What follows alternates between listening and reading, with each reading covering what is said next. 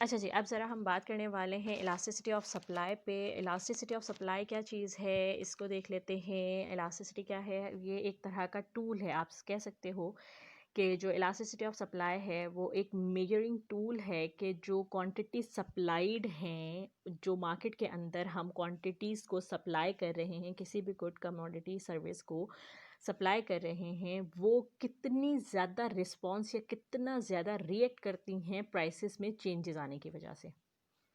Prices में change की वजह से आपकी सप्लाई कितनी अप होती है, प्राइसेस में चेंज की वजह से आपकी सप्लाई कितनी डाउन होती है, आप कितना ज़्यादा रिएक्ट करते हो इस प्राइसेस के चेंज की वजह से। इस चेंज को नापने के लिए जो हम टूल यूज़ करते हैं उसे हम इलास्टिसिटी ऑफ सप्लाई कहते हैं। Is that clear? अच्छा, अब इलास्टिसिटी को मतलब किस किस तरीके से नापा जा सकता है, बात करते हैं। If supply is not very responsive, अगर सप्लाई बहुत ज़्यादा रिस्पॉन्सिव नहीं है प्राइसेस के कितने ही चेंज होने से, लाइक प्राइसेस कितनी ही हाई क्यों ना हो जाए और प्राइसेस कितनी ही लो क्यों ना हो जाए, लेकिन जो आपकी सप्लाई है वो एक कांस्टेंट लेवल पर सप्लाई उसी हिसाब से होती जाएगी, उसमें कोई फ़र्क नहीं आएगा, तो ऐसी गुड्स या ऐसी कमोडिटीज़ को आप कंसीडर करते हो as an inelastic supply. ठीक है, इसमें कौन कौन सी गुड्स आ सकती हैं? इसकी बेहतरीन मिसाल है इंसुलिन की। लाइक अगर इंसुलिन आज 1000 रुपीज़ की एक बॉटल मिल रही है, जिनको नीड है उन्होंने वो इंसुलिन कंज्यूम करनी ही करनी है, भले वो 1000 की हो या आप 1200 की भी कर दो।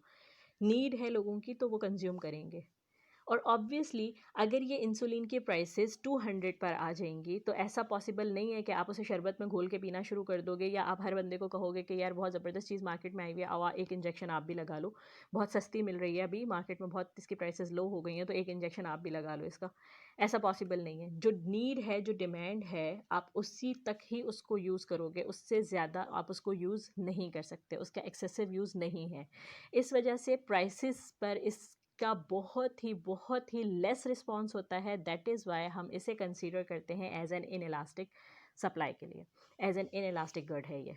ठीक है, प्राइसेस जो भी होंगी आप इस पर कम रिटेलिएट करोगे, आप इस पर उस तरह से रिस्पॉन्स नहीं कर सकते जैसे कि आप इलास्टिक सप्लाईज़ पर कर सकते हो, इलास्टिक कमोडिटीज़ पर कर सकते हो। और इस पर यहाँ पर एक बार फिर मैं मिसाल दूंगी, किसी भी अच्छे बड़े ब्रांड जो वेल नोन ब्रांड है, स्पेशली कपड़ों का, क्योंकि कहते हैं कि ख़वातीन का कपड़ों से पेट नहीं भरता।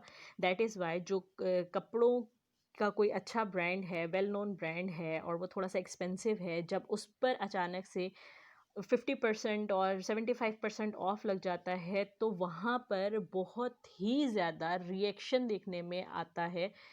डिमांड के लिए भी, क्वांटिटी डिमांड के लिए, जैसे ही क्वांटिटी डिमांड्स हाई होती हैं, डिमांड बहुत ज़्यादा बढ़ रही है, लोग आप रश है मतलब स्टोर्स के अंदर, तो आप उसमें अपनी सप्लाईज़ को बढ़ा देते हो। ठीक हो गया। जब जब प्राइसेस के चेंज होने से आपकी क्वांटिटी डिमांड चेंज हो रही है, यानी कि आपको सप्लाईज चेंज करनी पड़ेंगी, प्राइसेस के थोड़े से लो करने की वजह से आप प्राइसेस पे देखते हो कि आपको बहुत ज़्यादा रिस्पांस आना शुरू हो गया मार्केट से, तो आप अपनी सप्लाई को बढ़ा देते हो। और तो यहाँ पर जैसे ही प्राइसेस के कम होने से सप्लाईज बढ़ेंगी तो ये इलास्टिक सप्लाईज कहलाएंगी। ठीक है, अब अगर हम बात करें कि वो कौन से इफ़ेक्ट्स हैं जिनकी वजह से हमारी जो इलास्टिसिटी है वो मतलब चेंज होगी, कौन सी ऐसी जगह होंगी, कौन सा ऐसा कोलैप्स होगा मार्केट के अंदर जिसकी वजह से हमारी जो सप्लाईज़ हैं वो इलास्टिक और इन इलास्टिक होंगी। अच्छा, इस पे हम बात कर लेते हैं टाइम पीरियड, वही वाली बात कि आप अगर फर्म जो है वो बहुत ज़्यादा प्रॉफिट लेना शुरू कर देगी तो ऑब्वियसली कुछ नई न्यू फर्म्स आएंगी जो शॉर्ट टर्म फर्म्स होंगी या शॉर्ट रन मार्केट में आ जाएंगी।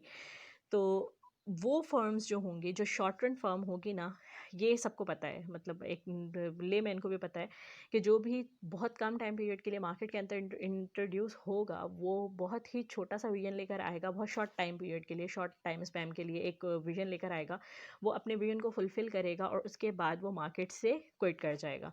जो वो शॉर्ट टर्म के लिए आता है मार्केट के अंदर तो ऑब्वियसली वो उस तरह से अपनी जो आउटपुट्स हैं उनको बढ़ा नहीं सकता।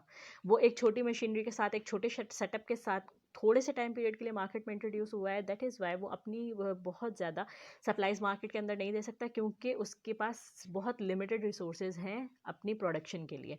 इस वजह से जो उसकी जो सप्लाईज हैं वो इन इलास्टिक हो जाती हैं। ठीक है, अब प्राइसेस कुछ भी होंगी, जैसे भी होंगी, जो भी होगा, लोग बहुत ज़्यादा डिमांड कर रहे होंगे, लेकिन वो शॉर्ट रन के लिए मार्केट में आया हुआ है, उसके पास बहुत ही लिमिटेड रिसोर्सेज हैं सप्लाईज़ को मैन्युफैक्चर करने के लिए।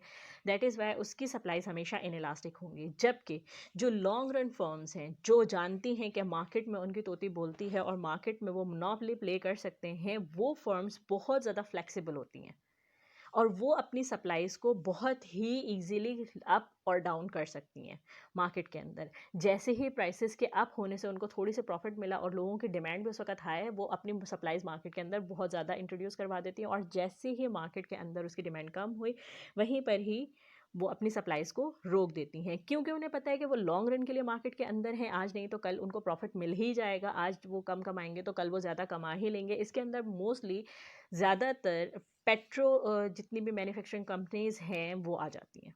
लाइक अभी वो पेट्रोल क्राइसिस जो हमने फेस किया पिछले दिनों, उससे भी ये मतलब अंदाज़ा कर लें कि वो लॉन्ग रन मार्केट के अंदर है। उन्हें पता था कि अभी पेट्रोल की प्राइसेस कम हुई हैं, हमारे प्रॉफिट्स जो हैं वो थोड़े लो हो गए हैं।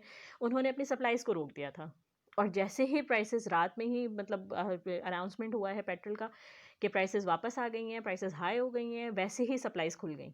हर शॉप, हर जो उनका आउटलेट था वो हर जगह पर खुल गया है पेट्रोल, और हर जो स्टेशन है वहाँ से आपको पेट्रोल मिलना शुरू हो गया था, सप्लाईज़ ऑन हो गई थी। तो ये क्या है, ये बहुत ज़्यादा इलास्टिक कंपनीज़ होती हैं, ये बहुत ज़्यादा इलास्टिक हैं लॉन्ग रन फर्म्स इसके अंदर। ठीक है, इलास्टिसिटी का यही कंसेप्ट है। उम्मीद करती हूँ कि आपको समझ आ गया होगा। किसी भी किस्म के कोई क्वेरीज, कोई क्वेश्चंस हैं तो वो आप कमेंट बॉक्स में डाल सकते हैं, मुझे बता सकते हैं कि और कुछ नई चीज़, कुछ नई बात समझनी है तो वो मुझे ज़रूर बताइएगा। मेरे चैनल को लाइक और सब्सक्राइब ज़रूर कीजिएगा। इसी तरह की छोटी छोटी और अच्छी अच्छी वीडियोज़ के लिए मुझे इजाज़त दीजिए। अल्लाह हाफिज़।